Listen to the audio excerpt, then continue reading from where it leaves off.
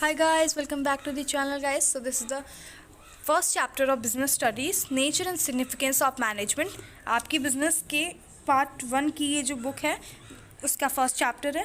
So first of all, let's see what is the meaning of management. Management is the process of achieving your organizational goal effectively and efficiently. Management एक ऐसा process है जो कि आप करते हो अपने goal को पाने के लिए.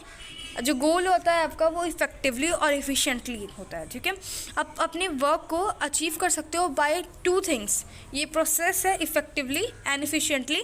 सो फर्स्ट ऑफ ऑल आपके एनसीईआरटी में इस तरीके से लिखा होगा इफेक्टिवनेस एंड एफिशिएंसी के बीच में डिफरेंसेस. सो आइए इसे देखते हैं, तभी आपको मैनेजमेंट का मतलब समझ में आएगा. ओके गाइस, तो ये जो है तो ये मेरी साइड बुक है.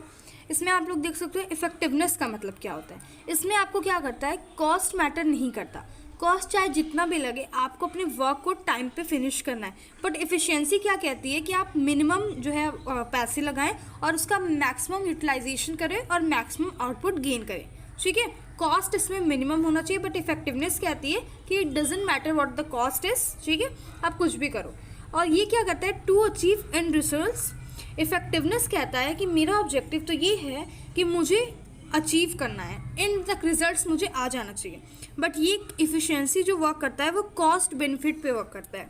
उसकी एनालिसिस जो होती है वो कॉस्ट बेनिफिट होती है. ठीक है, इन दोनों से ही हमारे मैनेजमेंट के डिफिनीशन बनते हैं. इफेक्टिवनेस का जो मेन कंसिडरेशन है वो राइट टास्क को करना. इफेक्टिवनेस यानी सही चीज़ को करना, और इफ़िशियंसी कहता है कि सही चीज़ को सही तरीके से करना. ठीक है, सो आई जस्ट विश कि आप लोग को इफेक्टिवनेस एंड एफिशिएंसी के मतलब समझ में आ गए होंगे. So alright, move to the another.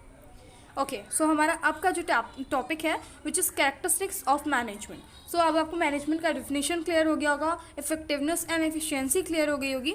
So management का फर्स्ट कैरेक्टरिस्टिक्स है management is a goal oriented process. यानी मैनेजमेंट क्या है, गोल ओरिएंटेड प्रोसेस है. आप जब भी कोई मैनेजमेंट करते हो आप अपने गोल को अचीव करने के लिए ही करते हो. Make sure. ठीक है, आपका एक गोल होगा, आपके ऑर्गेनाइजेशन का एक गोल होगा, और उसी को अचीव करने के लिए आप जो भी प्रोसेस है वो मैनेजमेंट करते हो. उसके लिए आप मैनेजर्स वगैरह रखते हो, हाई प्रोफाइल मैनेजर्स. सेकेंड है गाइज आपका मैनेजमेंट इज़ ऑल परवेसिव. यानी मैनेजमेंट क्या है, परवेसिव है. That means management is found in everywhere. अब अपने डेली लाइफ में देखो, not only in business, you can see yourself that you are managing yourself for your examination. Sir आप अपने एग्ज़ाम को मेंटेन करते हो कि यहाँ इस टाइम पे मेरा जो है सब्जेक्ट कंप्लीट हो जाना चाहिए, ये टाइम पे हमारी कंप्लीट हो जाना चाहिए. ये सब क्या है, मैनेजमेंट आप हर एक जगह करते हो. Either it is your life और इट इज़ योर बिजनेस. ठीक है, मैनेजमेंट का थर्ड कैरेक्टरिस्टिक्स है that management is multi dimensional. What is multi dimensional, you know what, management is a complex activity. ठीक है, ईजी नहीं होता बट वेरी कम्प्लेक्स. और जहाँ ऑर्गेनाइजेशन बहुत ही ज़्यादा लेंदी होता है, बहुत बड़ा होता है, वाइडर होता है, उस केस में मैनेजमेंट इज़ वेरी टिपिकल. उसके लिए 3 पार्ट्स में उसको डिवाइड किया गया. इसके 3 डायमेंशनल होते हैं. जब भी आप मैनेजमेंट करते हो वो किस लिए करते हो, management is done for your particular achieving goal. ठीक है, तो वर्क करते हो, management of work. Second is management of people. यानी मैनेजमेंट पीपल को मैनेज करते हो कि हमारे जो भी वर्कर्स है वो अच्छा काम कर रहे हैं कि नहीं, इफेक्टिवनेस के साथ कर रहे हैं कि नहीं, एफिशिएंसी है कि नहीं उनमें. Okay, and the third is management of operation. यानी no matter what the organization has some basic product और services to provide in order. Management provides in order to survive. ठीक है, सो मैनेजमेंट क्या है, मैनेजमेंट ऑफ ऑपरेशंस. हम work करते हैं, हम उसके लिए पीपल को मैनेज करते हैं, देन आफ्टर अपने ऑर्गेनाइजेशन को मैनेज करते हैं. Okay, and the next characteristics is management is continuous. That means management is a continuous process. ऐसा नहीं कि आप फर्स्ट ईयर बिजनेस में मैनेज कर दिए एंड देन अगले ईयर कहे कि अरे वही वाला फॉर्मूला अपनाओ ना जैसा फर्स्ट ईयर में किया. That is not done guys. ठीक है, क्योंकि आपको मैनेजमेंट करने के लिए, अपनी ऑर्गेनाइजेशन को आगे बढ़ाने के लिए आपको कंटिन्यूसली करना पड़ेगा. Management is a group activity. Management कैसा एक्टिविटी है, ग्रुप एक्टिविटी है. दैट मीन्स कि आपको क्या करना होता है, आप इंडिविजुअल तौर पे नहीं करोगे. आप क्या करोगे, सारी एक साथ ऑर्गेनाइजेशन क्या होती है, उसमें बहुत सारे लोग होते हैं, उसमें वर्कर्स होते हैं, देन मैनेजर्स होते हैं, देन डायरेक्टर्स होते हैं, बोर्ड ऑफ डायरेक्टर्स होते हैं, बहुत सारे लोग होते हैं ना जो मेन डिसीजंस वगैरह को लेते हैं. तो management is a group activity. Okay, management is a dynamic function. Dynamic यानी कि वेरी वाइडर फंक्शन। जो डायनेमिक क्यों है गाइज आपको पता है, तो ऑर्गेनाइजेशन में बहुत ढेर सारे लोग होते हैं। अगर हम लोग टाटा वगैरह की बात करते हैं तो उनकी ऑर्गेनाइजेशन कितनी ज़्यादा बड़ी है, रिलायंस वगैरह देख लो। उस केस में थोड़े लोग नहीं होते हैं तो उनको कंट्रोल करना ईजी होता है। लेकिन जहाँ इतनी लाखों की संख्या में लोग काम करते हों ऊपर से लेकर नीचे तक, वहाँ पे मैनेजमेंट इज़ वेरी टिपिकल। ठीक है, management is a dynamic function. Management is an intangible force. Management क्या है, you can not see it but you can feel it, right. जब भी आप मैनेजमेंट करते हो, आप सक्सेसफुल होते हो, तो आप देख नहीं सकते कि हाँ this is I am going to do management, ठीक है। बट ये एक इनटैंजिबल फोर्स है, you can not touch but you can feel it, okay. And let's move to the objectives of management here. First objectives है organisational objectives. Organisational objective क्या बोलता है, ये ऑर्गेनाइजेशंस के मेंबर्स होते हैं, जैसे शेयर होल्डर्स होते हैं। ये मैनेजमेंट का ये ऑब्जेक्टिव है कि हम अपने क्या करें, पहले तो सर्वाइव करें, प्रॉफिट कमाएं, देन ग्रोथ करें। हम अपने शेयर होल्डर्स को क्या करें, अच्छे बेनिफिट प्रोवाइड करा सकें, एम्प्लॉयज़ वगैरह को इंसेंटिव्स प्रोवाइड करें, उनका प्रमोशन कर दें, कस्टमर्स को गुड क्वालिटी प्रोडक्ट प्रोवाइड करें। ये ऑर्गेनाइजेशनल ऑब्जेक्टिव होता है। ये एक ऑर्गेनाइजेशन का ऑब्जेक्टिव होता है कि वो क्या करें, अपने शेयर होल्डर्स को, अपने एम्प्लॉयज़ को, अपने कस्टमर्स को और गवर्नमेंट को भी अच्छी तरीके से अपने गुडविल के साथ अफेक्ट ना करे, बल्कि एक अच्छा काम करे। देन आफ्टर इसके 3 जो है मेन चीज़ें होती हैं ऑर्गेनाइजेशनल ऑब्जेक्टिव की, विच इज़ सर्वाइवल। सर्वाइवल आपको पता ही है कि सबसे पहले आप प्रॉफिट कमाने के बारे में सोचेंगे, then you can not done, ठीक है, यू कैन नॉट ग्रो। आपको पहले ये जानना है कि हम एग्जिस्टेंस में रहे, हम हमेशा एग्जिस्टेंस में रहे। ऐसा नहीं कि मेरा 1 साल में ही सब कुछ हो जाए, समझ रहे हो। दैट मीन्स आपको क्या करना है, सर्वाइव करना है। जब आप सर्वाइव करोगे तो प्रॉफिट कमाओगे आप, ठीक है। एंड देन आप क्या करोगे, ग्रोथ कर जाओगे। You can C my book, it is मैं क्या कहूँ, ये मैंने इसी तरीके से लिखना है, ये मेरा खुद का बुक है, तो दैट इज़ वाई मैं पूरी पेन चला दी हूँ उसमें, I mean pencil, okay. Social objective. Social object क्या होता है कि आप अपने सोसाइटी को भी सोसाइटी को अच्छी तरीके से पे उनकी फुलफ़िल करें ऑब्लिगेशंस वगैरह को, उनको गुड इकोनॉमिक कंडीशन कर दें, उनकी लिविंग स्टैंडर्ड को चेंज करें, उनके इनकम को इंक्रीज़ करने में हेल्प करें, इन्वायरमेंट फ्रेंडली प्रोडक्ट्स बनाएं, प्लास्टिक्स वगैरह का न यूज़ करें, पोल्यूशन को ध्यान में रखते हुए वर्क करें। इन सारी चीज़ों से क्या होता है कि आपके सोशल ऑब्जेक्टिव पूरे होते हैं, you will lead to this success. And the third and the last is personal objectives. अब आप सब कुछ कर रहे हो लेकिन आपका खुद का तो कोई होगा ना। आपका पर्सनल ऑब्जेक्टिव ये है कि मैं तो बहुत ढेर सारा प्रॉफिट कमाना चाहता हूँ। हर जो भी बिजनेस स्टार्ट करता है उसका यही मेन मोटो होता है कि I want to start a profit, ठीक है। तो पर्सनल ऑब्जेक्टिव यही होगा कि आप जो है डिफरेंट प्रॉफिट कमाना चाहते हो, ढेर सारे एक्सपीरियंस गेन करना चाहते हो, okay. Okay, I hope this is clear and let's move to the importance of management. पहला टॉपिक है इम्पोर्टेंस में, management help in achieving group goals. Management क्या करता है, ग्रुप गोल्स को अचीव करने में हेल्प करता है। यू कैन सी कि ऑर्गेनाइजेशन का जो भी गोल होता है वो ग्रुप गोल्स कहते हैं। लाइक ऑर्गेनाइजेशन है, आपका स्कूल है सपोज दैट, उसकी सिर्फ एक ब्रांच है अभी। आपके स्कूल के जो भी डायरेक्टर्स वगैरह हैं उनका यही गोल है और सभी का ये गोल है कि हम इतना अच्छा पढ़ाएं, टीचर्स से लेके डायरेक्टर्स तक यही चाहते हैं कि इतना अच्छा स्कूल को मेंटेन कर लें कि अगले साल मेरा 2nd ब्रांच ओपन हो, ठीक है। तो ये क्या होगा, ग्रुप गोल्स है अचीव करना। Second, management increases efficiency. Efficiency क्या होता है, कम कॉस्ट में ज़्यादा से ज़्यादा प्रोडक्शन करना। ये होता है कि मैनेजमेंट इंक्रीज़ करता है। आप जब एक ही काम को लगातार करते हो आप उसमें क्या हो जाता है, प्रो हो जाते हो, ठीक है। लाइक कोई इंसान टीचिंग कर रहा है, वो लगातार 5-6 साल से टीचिंग कर रहा है, ही विल बी एक्सपीरियंस, ही और she will be good at that particular subject. आपको बिना बुक देखे आपको सब कुछ याद हो जाता है, क्यों, क्योंकि आप एकदम इफेक्टिव हो गए, एफिशिएंट हो गए हो।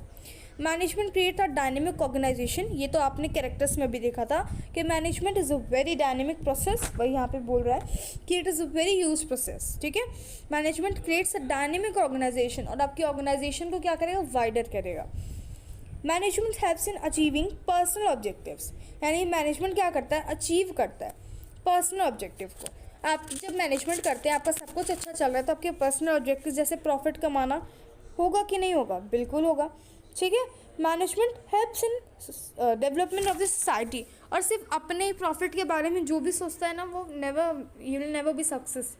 क्योंकि जब तक आप अपनी सोसाइटी के बारे में नहीं सोचेंगे कि हम जिस एरिया में ओपन कर रहे हैं वहाँ की सोसाइटी भी डेवलप हो जाए, तो ये सबसे बेस्ट होता है और आप लीड करोगे सक्सेस की ओर. Okay, then after let's see the nature of management is a art, management is a science, and management also act as a profession. Let's see, management is a art. कैसे है art भाई?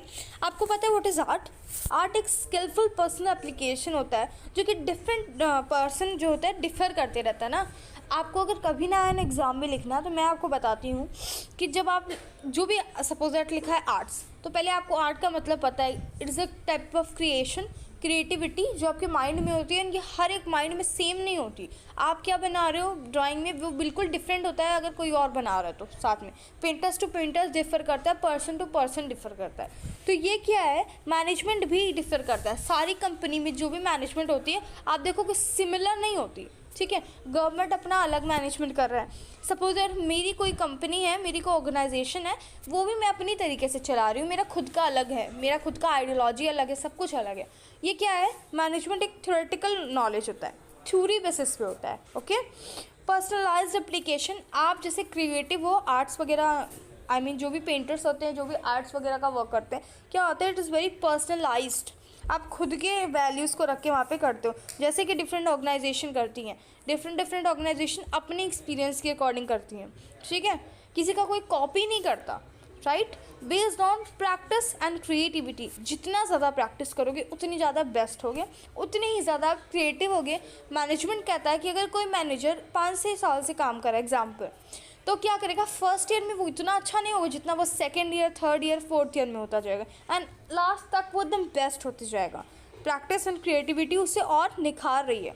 It's all the features of arts. ठीक है, okay, then let's see how management is a science. Management is a science as systematic body of knowledge. Science क्या होता है, systematic body of knowledge जो बिल्कुल भी डिफ़र नहीं करती. It is not differ person to person. जैसे हमारे साइंटिस्ट थे एल्बर्ट आइंस्टीन, उन्होंने जो भी थ्योरी दी है, या फिर हम न्यूटन की बात करते हैं, न्यूटन का जो थ्री जो है, सपोज दैट लास्ट वाला रूल बताती हूँ, every action has equal and opposite reaction. तो अब मैं कहूँ कि नहीं ये न्यूटन कह दिए, चलो ठीक है, मैं तो अपना अलग ही चलूँगी. ऐसा नहीं ना. ग्रेविटी का जो रूल दिया उसे कोई चेंज कर पाएगा? सब उसके कंसेप्ट पे चलते हैं, सारी चीज़ें मानते हैं, प्रेशर मानते हैं, फोर्स मानते हैं, सारे फिजिक्स वर्ड हैं. ठीक है, this is all science. Okay, systematic body of knowledge. Principles experiments पे बेस्ड होते हैं, आपकी पर्सनल एप्लीकेशन पे नहीं कि आप पर्सनली बोल दिए कि अच्छा इस तरीके से आप मैनेजमेंट करो, बहुत अच्छा जाएगा बिजनेस. Not done. एक्सपीरियंस का मतलब होता है कि एक्सपेरिमेंट्स, यानी जो भी लॉज वगैरह बनते हैं वो कैसे बनते हैं, एक्सपेरिमेंट्स पे बनते हैं ना. ऐसे कोई थ्योरेटिकल नहीं बोलता. जब तक उसे कोई ट्राई कर ले ना कर ले, कहीं और लोग ट्राई करके उसे चेक ना कर ले, तब तक वो एक्सपेरिमेंट नहीं होता, और तब तक वो लॉ भी नहीं होती. ठीक है, तो ये क्या होता है, यूनिवर्सल एप्लीकेशन होता है, यूनिवर्सल वैलिडिटी होती है इसकी. मतलब कि ये क्या होता है, हर एक जगह पे लागू होता है. क्या ग्रेविटेशन यहाँ लागू हो रहा है, आप जिस स्टेट में रहते हो वो लागू नहीं होगा ना, क्योंकि ये क्या है, यूनिवर्सल है. It is universal. Okay, then after हमारा जो टॉपिक है which is management as a profession. आपको पता है, इसको बताने की ज़रूरत नहीं है कि मैनेजमेंट एज अ प्रोफेशन कैसे, अरे बताऊंगी, ऐसा नहीं, मैं बस बोल रही हूँ कि मैनेजमेंट प्रोफेशन कैसे है. मैनेजर्स होते हैं, बैंक में मैनेजर्स होते हैं, बिजनेस में भी एक मैनेजर्स होता है. ठीक है, ये सारी चीज़ें मैनेजर्स ही तो करते हैं, मैनेजर्स मैनेज करते हैं. बैंक में मैनेजर्स रखे जाते हैं ताकि वो बैंक की एक्टिविटी को पूरी तरीके से सुपरवाइज कर सकें. तो मैनेजमेंट इज़ अ प्रोफेशन. ये क्या होता है, एक well defined body of knowledge है. जितने भी प्रोफेशनल्स होते हैं, it is not only for managers, it is for every profession. ये सारे किस पे बेस होते हैं, एक वेल डिफाइंड बॉडी होती है नॉलेज की, उसके पास पूरी नॉलेज होती है. जब भी आप किसी एग्ज़ाम में सेलेक्ट होने जाते हो, आपका एग्ज़ाम क्यों लिया जाता है, ताकि पता चल सके कि आप उस पोस्ट के लायक हो भी कि नहीं. ठीक है, इसीलिए तो एग्ज़ाम कंडक्ट करवाते हैं. ओके, और इसमें रिस्ट्रिक्टेड एंट्री होती है. आप किसी भी प्रोफेशन में जाने से पहले रिस्ट्रिक्टेड होगे तब तक जब तक आप उसके लिए एबल ना हो, और तब तक जब तक आपके पास वो नॉलेज ना हो.